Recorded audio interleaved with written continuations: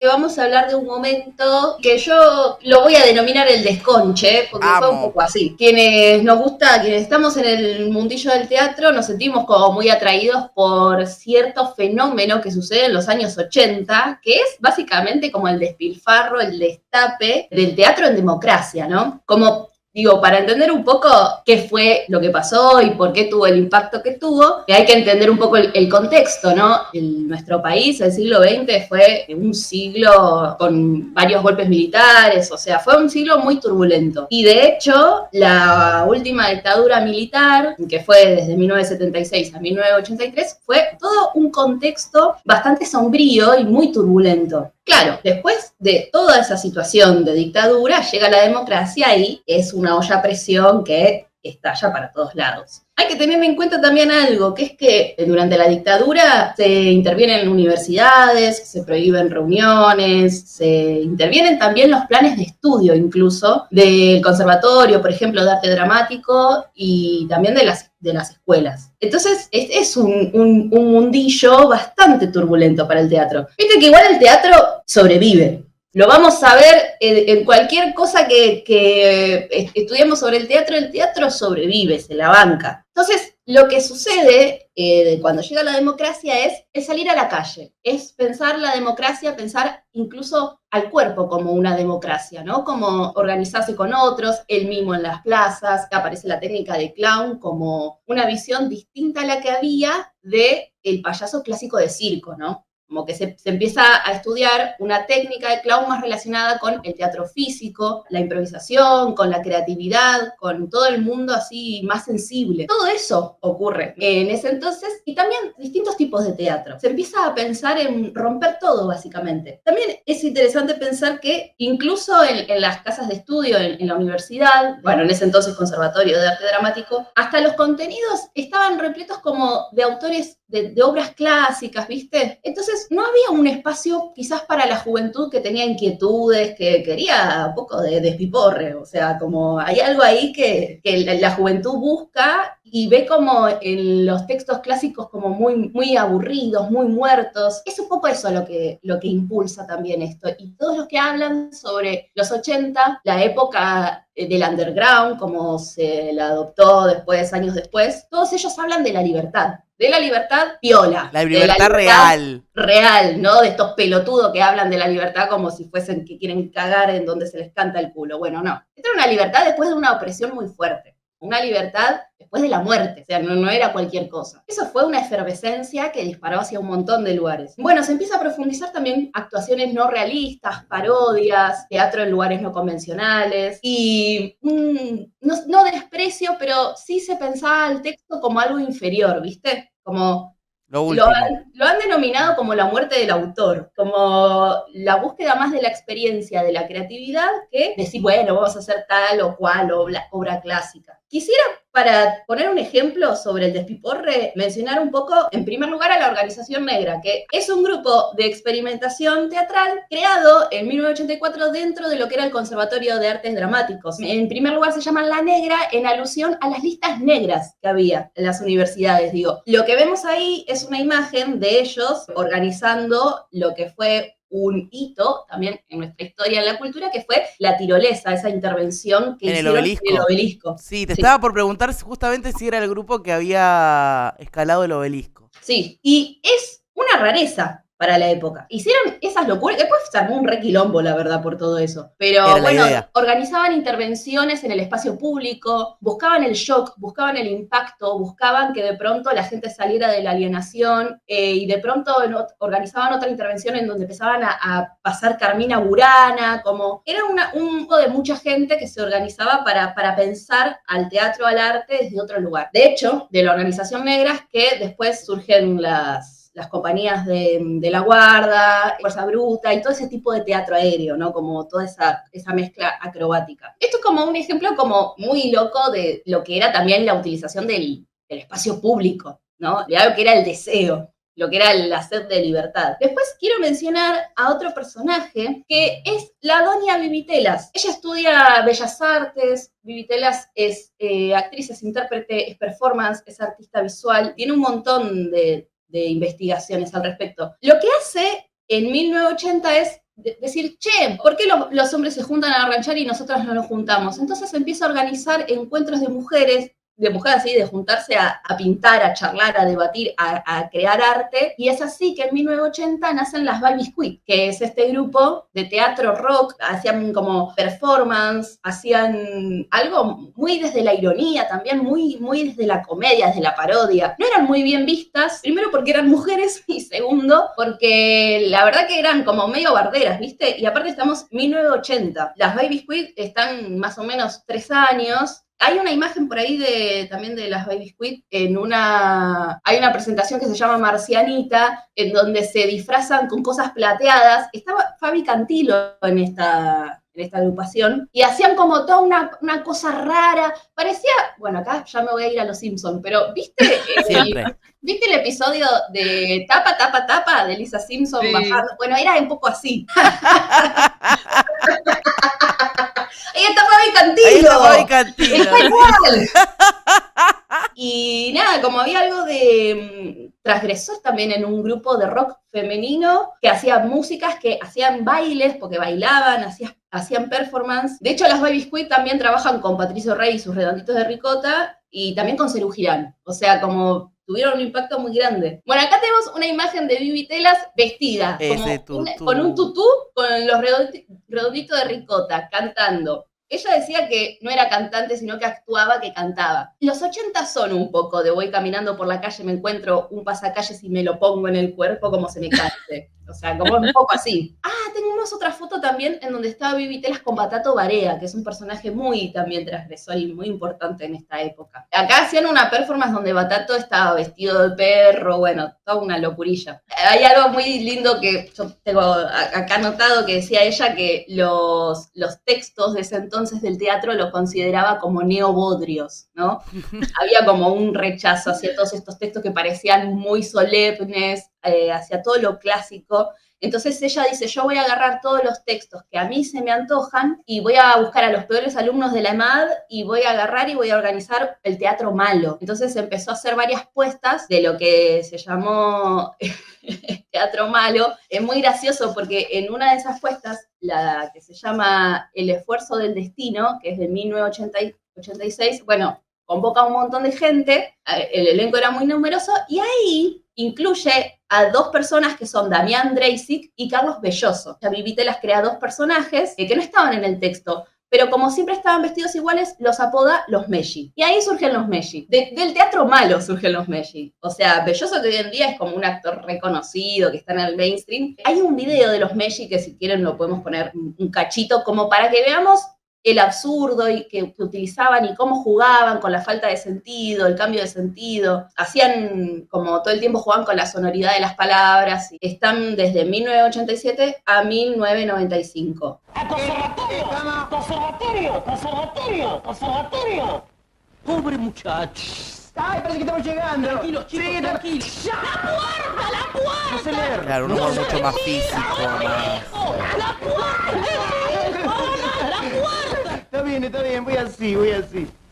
Es un héroe. Gracias. Bravo. Gracias. Un poco todo el tiempo estaban jugando con esto, ¿no? De la repetición. Y este es un fragmento que aparece ya en los fines de los 80, en los 90, en televisión, De la Cabeza, que fue previo a lo que fue Cha Cha Cha. Claro. Todo este desconche sucedían en un montón de espacios, en un montón de boliches. Se abre en un momento Cemento, se abre Café Einstein, se abre otro espacio que se llamaba Bolivia. Se abren un montón de espacios que son bares en donde la gente iba y probaba, ¿viste? Y donde tocaban bandas y así se iban conociendo. Era un desconche porque, bueno, la gente no le gustaba y había mucho de tirarle cosas al artista. Se actuaba después de las 12 de la noche, así que imagínate. Ya estaban todos ya en una.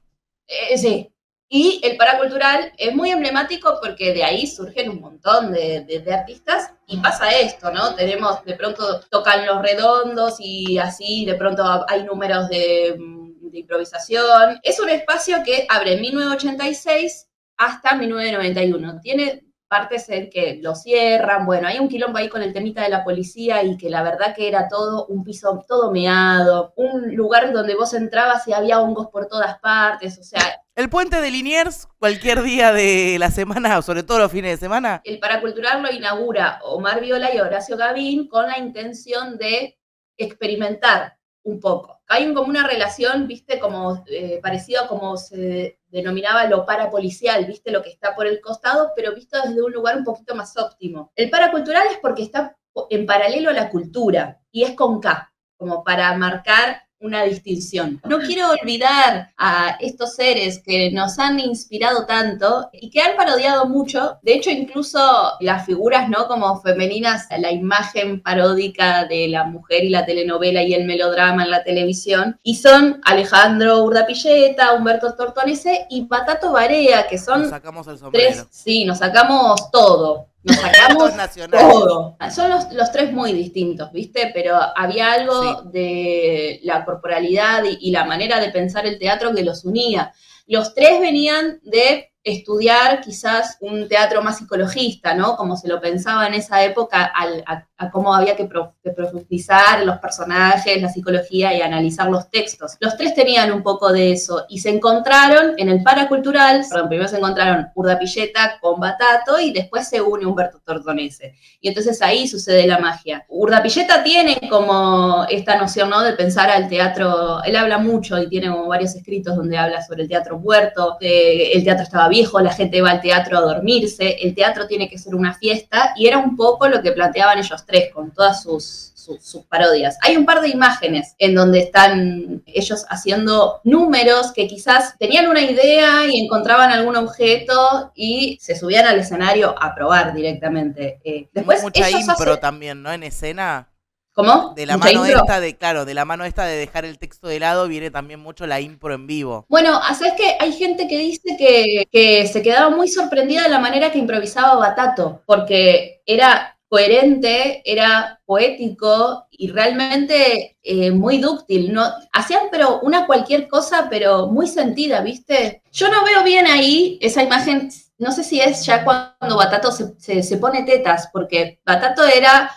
él se consideraba un clown travesti literario. Los tres tenían un gran afecto por la poesía, pero Batato hacía muchas lecturas poéticas, participaba mucho de esas tertulias. Y en un gesto muy performático, un día se le pinta ponerse tetas. Ya encontré un video donde va a la cama con Moria y Moria le dice, ¿cómo te trato? ¿Como ella? ¿Como él? ¿Cómo te trato? Y él le dice como, bueno, como te pinte, como... No puesto en esas palabras, pero hay algo como de la identidad de eso, fluida, como algo que era... Su cuerpo era una expresión política y poética. Y los tres hacen quizás también su show, sus obras en otros lugares. De hecho, trabajan en el Centro Cultural Rojas. Los tres pasan por teatros más clásicos, como haciendo Hamlet. Después, bueno, ya en los 90, cuando fallece Batato, ingresa Humberto Tortonese y Alejandro Urdapilleta a la televisión de la mano de Gasalla. Gasalla también los ve, y de hecho Gasalla ve a Batato, lo invita a su programa a fines de los 80, donde también él se define ahí como un clown travesti. Gasalla trae mucho del under a la televisión, es él también uno de los responsables de que esta locurilla haya llegado a los 90. Muy disruptivo también para esa época. Sí, porque bueno, Gasalla también tenía una percepción, Gasalla estudió en el Conservatorio de Arte Dramático. Era muy teatral, sí. Tenía como, también le rompió un poquito las pelotitas toda esta cosa solemne, ¿viste? Gasalla viene de lo previo a todo esto, de los 60, 70, el Café Concert, y toda esta cosa medio transformista, de búsqueda, de probar, y siempre, esto yo no lo dije, pero es una obviedad, la cuarta pared se la metieron en el culo en esta época, y me parece precioso. Porque no existía, porque el teatro era una fiesta, la gente no iba a sentarse a ver qué hacen estos, no, o sea, le tiraban cosas al público. Los hacían parte también de lo que pasaba ahí arriba, eso era lo novedoso, ¿no? Dejar de tener justamente este rito solemne de veniste, callás y mirás, se va todo a la mierda. Es literalmente el desconche. Y también de la mano, bueno, de la misma manera que los lleva ellos a la tele, también agarra las gambas, porque las gambas al ajillo también, Verónica Ginás, madre total, sale de madre, esa movida del paracultural. Las gambas al ajillo, para mí, son como un ejemplo también de la construcción femenina en escena y ellas se reían de lo que se esperaba de una mujer, ¿viste? Trabajan desde 1986 a 1994, empiezan así experimentando, se conocen algunas en la escuela de mimo, de Ángel Elizondo, tienen una ductilidad física, cómo meten la danza, cómo meten la parodia, o sea, las minas agarraban y hacían un número en donde se vestían de monjas y después terminaban en bolas. De hecho, hay una anécdota que cuentan que en un recital de sumo, ellas abren ese recital y la gente le empieza a tirar cosas porque, claro, veían el rock, veía una mina en escena y le tiraba cosas, puta, salí de acá. Claro. También mandé que está por ahí un afiche en donde está el del mismo afiche, en la presentación del Paracultural están las gambas al ajillo, Patricio Rey y sus redonditos de ricota. No les importaba nada, o sea, imágenes de Urdapilleta agarrando de los pelos a Tortonese por todos lados, Bueno, se tiraban de todo. En una entrevista, Vero Ginás contó que con Gasalla había muy poco guión, que era todo como muy improvisado, y que cuando se terminaban cagando a palo, a veces se enojaban en serio. Claro, y Gasalla ya se reponía, como que se daban contra, como bueno, ya fue, está bueno el baile a bailar. Porque todo bien con el teatro físico y cuidarse, pero en esa época... ¿Qué otra oportunidad ibas a tener para cagarte trompadas con tu compañero de trabajo? Sí. Y que no pase nada malo, y que sea todo parte del show. Y bueno, también es un poco eso, el desconche, ¿no? Como meter el cuerpo de verdad y al vacío, o sea, a lo que dé. Sí, sí. Para cerrar, quiero destacar un par de cosas de las gambas al ajillo. Ellas son Alejandra Fleschner, María José Gavín, Verónica Ginás y Laura Márquez. Lo que sucede acá es que cuentan que ensayaban mucho, ¿viste? Como muy por el contrario de lo que hacían los tres loquitos.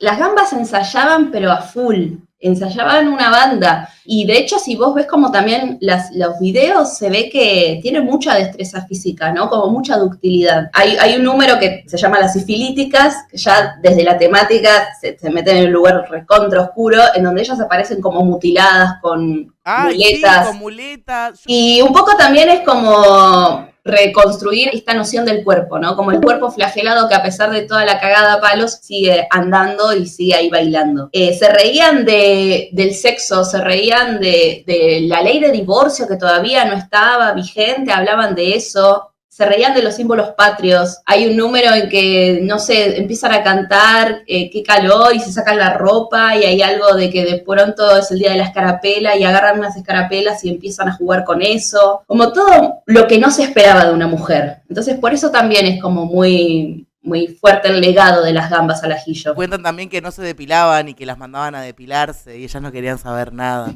Urdapilleta las adoptó como las indepilables.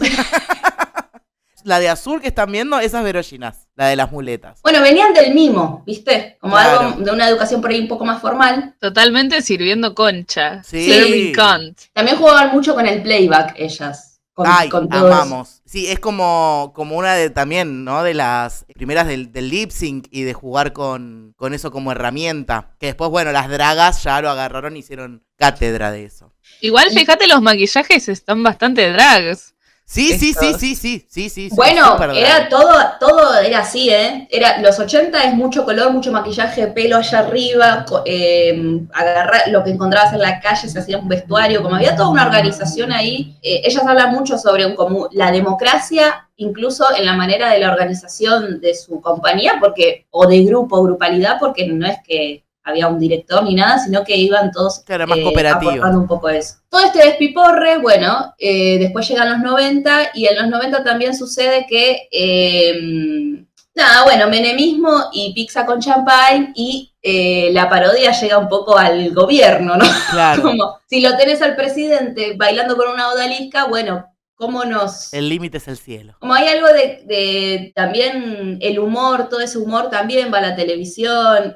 Tenemos ya en los 90 Juana y sus hermanas, tenemos a Gasalla, a Tortonese, a Urdapilleta, también empieza a verse mucho en la televisión, incluso también en el teatro más comercial y en distintas áreas se empiezan a ver también a Carlos Belloso, a Verónica Ginás, bueno, empiezan a transformar un poco el humor de ese entonces y al día de hoy nos seguimos cagando de risa, lo cual me parece fabuloso. Hoy en día hay algo de los cuerpos que podemos salir a la calle de otra manera, digo, hoy vi a dos chicos de la mano, en los 80 era un poco más complicado eso.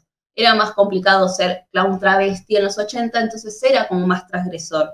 Totalmente. Existían los códigos contravencionales, en los 80 todavía había racias policiales en todos estos bares, estos clubes. Digo, la gente cuentan que más de una vez todos terminaban presos, digo. Era jodido en ese entonces hacer humor. Nos ha quedado cierta estética y nos gusta y la queremos. La seguiremos reivindicando.